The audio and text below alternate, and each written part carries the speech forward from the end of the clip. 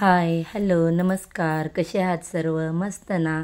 मस्तच राहा. माझ्या या यूट्यूब चॅनेलमध्ये माझ्या सगळ्या गोड ताईंचं, मैत्रिणींचं आणि माझ्या स्वामी भक्तांचं खूप खूप खूप स्वागत करते. आजचा दिवस तुम्हाला आनंदाचा, सुखाचा आणि समृद्धीचा जाओ ही स्वामी महाराजांच्या चरणी प्रार्थना करते आणि आपल्या या आजच्या नवीन व्हिडिओला सुरुवात करते.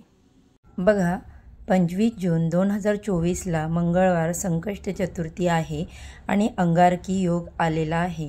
आपल्याला माहीत आहे, जेव्हा संकष्टी चतुर्थी मंगळवारी येते तेव्हा त्यावेळेस अंगारकी योग मानला जातो आणि 2024ची ही पहिली अंगारकी चतुर्थी आहे. खरं तर वर्षातून 2 वेळा अंगारकी येते आणि यावर्षी अगदी सुरुवातीलाच अंगारकी योग आलेला आहे. 25 तारखेला मंगळवारी अंगारकी चतुर्थी आलेली आहे. सगळ्यात महत्त्वाचं, दर महिन्याला 2 चतुर्थी असतात. जी कृष्ण पक्षातील चतुर्थी असते तिला संकष्टी चतुर्थी म्हणतात आणि जी शुक्ल पक्षातील चतुर्थी असते तिला विनायक चतुर्थी असं म्हणतात. संकष्ट चतुर्थी म्हटलं की गणपती बाप्पांचा सगळ्यात महत्त्वाचा दिवस मानला जातो. या दिवशी बाप्पांची आराधना करण्याची, पूजा करण्याची सगळ्यात महत्त्वाचा दिवस मानला जातो. यावर्षी अंगारक योग हा 25 तारखेला आलेला आहे. तर या दिवशी गणपती बाप्पांची पूजा केल्याने कुंडलीतील जे काही दोष असतील ते कमी होतात. गणपती बाप्पा विघ्नहर्ता आहेत, बुद्धीचे देवता आहेत. आपल्याला माहीत आहे, संकष्ट चतुर्थीला म्हणजेच अंगारकी चतुर्दशी जरी धरली तरी 12 चतुर्थी केल्याचं फळ आपल्याला मिळत असतं. बऱ्याच जणांना नव्याने चतुर्थी सुरू करायची आहे. त्यांची काही कारणाने चतुर्थी मोडलेली असेल किंवा त्यांना नव्याने चतुर्थी अगदी शेवटपर्यंत करायची असेल तर त्यांनी या अंगारकीपासून व्रताला सुरुवात करू शकता. तर आता या दिवशी बाप्पांची आराधना, उपासना कशी करायची याबद्दलची आजची ही माहिती आहे, मी या व्हिडिओमध्ये दिलेली आहे. तो व्हिडिओ स्किप न करता शेवटपर्यंत नक्की बघा. चॅनेलवरती जर नवीन असाल तर माझ्या चॅनेलला लाईक, शेअर आणि सबस्क्राईब करा. म्हणजे माझ्या चॅनेलवरती येणारे व्हिडिओ ते तुमच्यापर्यंत अगदी सहजपणे पोचतील आणि तुम्ही एक पण व्हिडिओ मिस करणार नाही. तर बघा, सकाळी लवकर ब्रह्ममुहूर्तावर उठून आपल्याला गणपती बाप्पांचा अभिषेक करायचा आहे. आता अभिषेक करण्यासाठी तुम्हाला इथे एक ताट घ्यायचं आहे. त्या ताटामध्ये बाप्पांची मूर्ती ठेवायची आहे आणि आपल्याला अभिषेक करायचा आहे. आता अभिषेक करताना आपण पंचामृत, दूध किंवा पाणी कशानेही अभिषेक करू शकतो. तसेच अभिषेक करताना आपल्याला कमीत कमी 11 वेळा गणपती अथर्व शीर्षकमचं पठण करायचं. सर्वप्रथम आपल्याला दीप प्रज्वलित करून घ्यायचा आहे. बघा, कोणतीही सेवा करताना ती अग्नीच्या साक्षीने केली जाते. आता 11 वेळा अथर्व शीर्षकम बोलत असताना अभिषेक करायचा. ज्याला ते बोलणे शक्य नसेल किंवा अथर्व शीर्षकम चे पठण करणे तर शक्य नसेल तर तुम्ही ते यूट्यूबवर लावून श्रवण करू शकता किंवा तुम्ही अभिषेक करताना ओम गणगणपतेय नमः, ओम गणगणपते नमः या मंत्राचा जप करू शकता. अभिषेक करून झाल्यानंतर बाप्पांची मूर्ती नीट पुसून साफ करून तुम्हाला घ्यायची आहे. गणपती बाप्पा हे विद्येचे अधिपती आहेत असे मानले जाते. त्यामुळे या दिवशी आपण आपल्या जे घरामध्ये मुलं आहेत ज्यांची शिक्षणामध्ये प्रगती व्हावी अशी आपल्याला वाटते किंवा त्यांचं कोणत्याही कामामध्ये अडथळा येऊ नये असं आपल्याला नेहमी वाटत असतं, तर या दिवशी आपल्या मुलांकडून देखील गणपती स्तोत्र किंवा गणपती बाप्पांचं जो ओम गण गणपतेय नमः असा जो मंत्र आहे तो म्हणून घेतलात तर त्यांच्या देखील बुद्धीमध्ये विकास होण्यास खूप मोठ्या प्रमाणात मदत होते. तर आता इथे आपण पाहू शकताय, मी माझ्या घरामध्ये असलेल्या गणपती बाप्पांचा पंचामृताने अभिषेक केलेला आहे. त्याच्यानंतर हे जे शुद्ध गंगाजल आहे त्याने देखील मी बाप्पांचा अभिषेक करून घेतलेला आहे. आता हा अभिषेक करताना आपण ओम गणगणपतेय नमः, ओम गणगणपतेय नमः असा जप सतत करायचा आहे. आता यानंतर अभिषेक करून झाल्यावर आपल्याला बाप्पांची मूर्ती नीट पुसून साफ करून त्यांच्या जागेवर ठेवायची आहे. सर्वप्रथम एक चौरंग किंवा पाट घ्यायचा, त्यावर तांदळाची रास ठेवायची. त्यानंतर तुम्हाला तांदळाच्या राशीवरती हळद कुंकू व्हायचं आहे। त्यानंतर तिथे गणपती बाप्पांची मूर्ती आपल्याला ठेवायची आहे। हे सगळं करत असताना आपल्याला गणगणपतये नमः या मंत्राचा जप करायचा। त्यानंतर आपल्याला गणपती बाप्पांना वस्त्र अर्पण करायचे आहेत।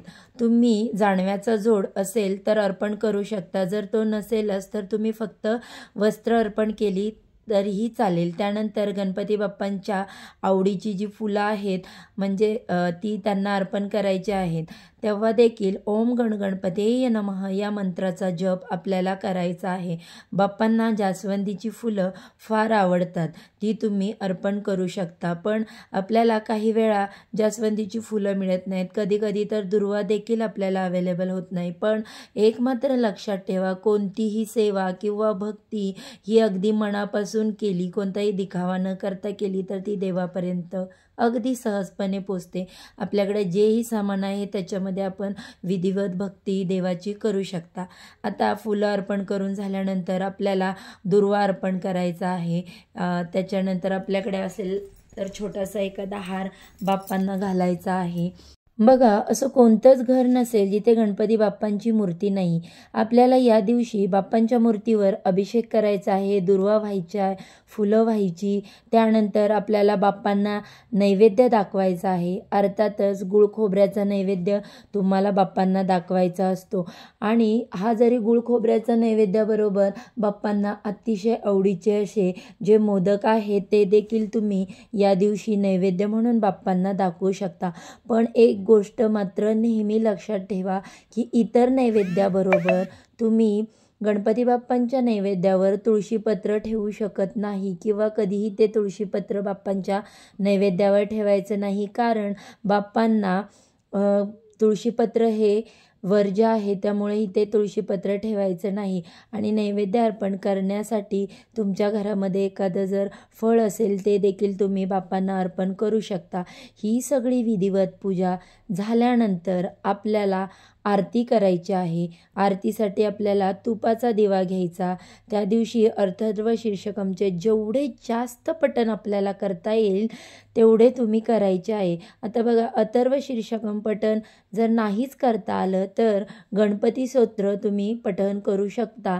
गणपती स्तोत्र हे अगदी सहजपणे कोणीही, अगदी आपली घरातील छोटी लहान मुलं देखील करतात पठण, त्यामुळे हे तुम्ही गणपती स्तोत्र पठण करायला हरकत नाही। आता हे सगळं सांगितलं आहे। आता या दिवशी सेवा कोणत्या करायच्या म्हटलं तर 11 वेळा अथर्व शीर्षकमचं पठण करायचं, म्हणजे 10 वेळा अथर्व शीर्षकम म्हणायचं आणि 11वी वेळा फलश्रुती म्हणायची। अशा प्रकारे 11 वेळा आपल्याला ते पठण करायचं आहे। आता सगळ्यांनाच अथर्व शीर्षकम म्हणणं जमत नाही तर तुम्ही गणपती स्तोत्र देखील पठण करू शकता आणि त्यानंतर एक माळ ओम गणगणपतये नमः, ओम गणगणपतये नमः असा आवर्जून तुम्हाला मंत्राचा जप करायचा आहे। या दिवशी तुम्ही जितकी जास्त गणपती बाप्पांची सेवा कराल अगदी त्याचं फळ तुम्हाला तेवढ्याच जास्त प्रमाणात आणि मोठ्या प्रमाणात मिळेल, ह्यात मात्र काही शंका नाही। कोणतीही पूजा किंवा कोणतीही सेवा अगदी मनापासून केली तर त्याचं निश्चितच फळ आपल्याला मिळतं आणि हे गणपती बाप्पा तर अगदी साधे भोळे आणि बुद्धीचे देवता आहेत। ते आपले जी पण काही इच्छा असेल ते अगदी सहजपणे पूर्ण करतात। आणि गणपती बाप्पा हे आपल्या मोठ्यांचेच नाही तर आपल्या घरातील अगदी छोट्यांचे, मोठ्यांचे, वयोवृद्धांचे कोणाचेही अगदी आवडतं दैवत मानलं जातं। आपण बघा, हे चतुर्थी वगैरे हे तर नेहमीच दर महिन्यालाच बाप्पांची पूजा करत असतो, परंतु आपली जेव्हा गणेश चतुर्थी येते आपल्या घरी बाप्पांचं आगमन होतं 10 दिवसांचं, 5 दिवसांचं, 1.5 दिवसांचं, त्यावेळेस किती मोठ्या उत्साहाने आपण तो सण साजरा करतो आणि आपल्याबरोबरच आपल्या घरातील जी छोटी मुलं असतात ती तर फारच आनंदाने आणि खूप कौतुकाने बाप्पांचं स्वागत करतात। तर आत्ता या व्हिडिओमध्ये मी अशी छोटीशी माहिती तुमच्यापर्यंत पोहोचवली, ती तुम्हाला आवडली असेल तर नक्की मला जरूर कमेंटमध्ये सांगा। तसेच जर चॅनलवरती नवीन असाल तर माझ्या चॅनेलला लाईक, शेअर आणि सबस्क्राईब करा। त्यामुळे माझ्या चॅनलवरती येणारे नवनवीन व्हिडिओज माहिती तुमच्यापर्यंत अगदी सहज पोहोचेल। तर फक्त लाईक करू नका, तर बाजूला असणारे बेल आयकॉनचे बटन क्लिक करायला विसरू नका, जेणेकरून मी जेव्हा पण नवीन व्हिडिओ अपलोड करेन त्याचे नोटिफिकेशन सर्वात आधी तुमच्यापर्यंत पोहोचेल। चला तर मग आजची सेवा स्वामी महाराजांच्या चरणी अर्पण करते आणि आजचा व्हिडिओ इथेच संपवते। उद्या एका नवीन विषयावर नवीन व्हिडिओ बरोबर पुन्हा भेटूया। सर्वांना श्री स्वामी समर्थ। गणपती बाप्पा मोरया।